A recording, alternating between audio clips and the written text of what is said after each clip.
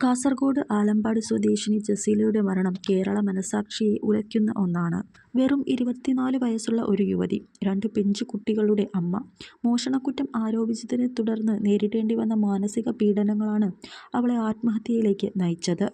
അയൽവാസിയുടെ 9 പവൻ സ്വർണം മോഷ്ടിച്ചു എന്നായിരുന്നു ജസീലയ്ക്കെതിരെ ഉയർന്നുവന്ന പ്രധാന ആരോപണം. ഈ പരാതിയെ തുടർന്ന് പോലീസ് ചോദ്യം ചെയ്യലിന് വിധേയമാകേണ്ടി വന്നതും നാട്ടുകാർക്കിടയിൽ കള്ളി എന്ന് മുദ്ര കുത്തപ്പെട്ടതും ജസീലയെ വല്ലാതെ തളർത്തിയിരുന്നു.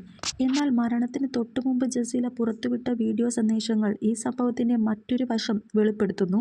താൻ നിരപരാധിയാണെന്നും ഭർത്താവും ഭർതൃ വീട്ടുകാരും അയൽവാസികളും ചേർന്ന് തന്നെ ക്രൂരമായി വേട്ടയാടുകയാണെന്നും ജസീല ഈ വീഡിയോയിൽ കരഞ്ഞുകൊണ്ട് പറയുന്നുണ്ട്. സ്വന്തം ഭർത്താവ് പോലും തന്നെ വിശ്വസിക്കുന്നില്ലെന്നും കുട്ടികളുടെ DNA പരിശോധന നടത്തണമെന്ന് പറഞ്ഞ് തന്നെ അപമാനിച്ചുവെന്നും ജസീല വെളിപ്പെടുത്തി. ഈ മാനസിക വിഷമമാണ് വിഷം കഴിച്ച് ജീവിതം അവസാനിപ്പിക്കാൻ അവളെ പ്രേരിപ്പിച്ചത്. ജസീല 9 പവൻ സ്വർണം മോഷ്ടിച്ചു എന്നു പറഞ്ഞ് പരാതി കൊടുത്തവർക്ക് നേരത്തെ ജസീല 2 പവൻ സ്വർണം സഹായമായി നൽകിയിരുന്നു.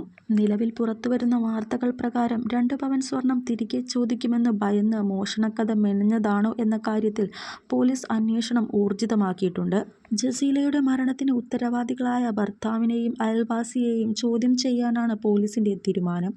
ഒരു തെളിവുമില്ലാതെ ഒരാളെ പരസ്യമായി അപമാനിക്കുന്നതും സാമൂഹികമായി ഒറ്റപ്പെടുത്തുന്നതും എത്രത്തോളം അപകടകരമാണെന്ന് ജസീലയുടെ മരണം നമ്മെ ഓർമ്മിപ്പിക്കുന്നു.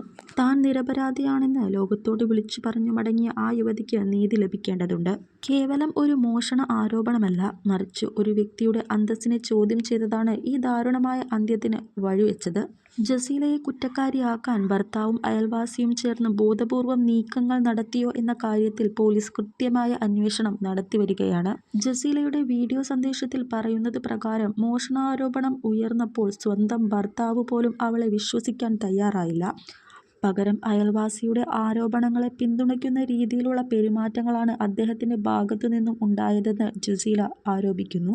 ചുരുക്കത്തിൽ അയൽവാസിയായ പെൺസുഹൃത്തിന്റെ ആരോപണങ്ങളെ ഭർത്താവ് ശരിവയ്ക്കുകയും അവളെ വീട്ടിലും നാട്ടിലും ഒറ്റപ്പെടുത്താൻ സഹായിക്കുകയും ചെയ്തു എന്നതാണ് ജസീലയുടെ കുടുംബത്തിന്റെ പ്രധാന പരാതി.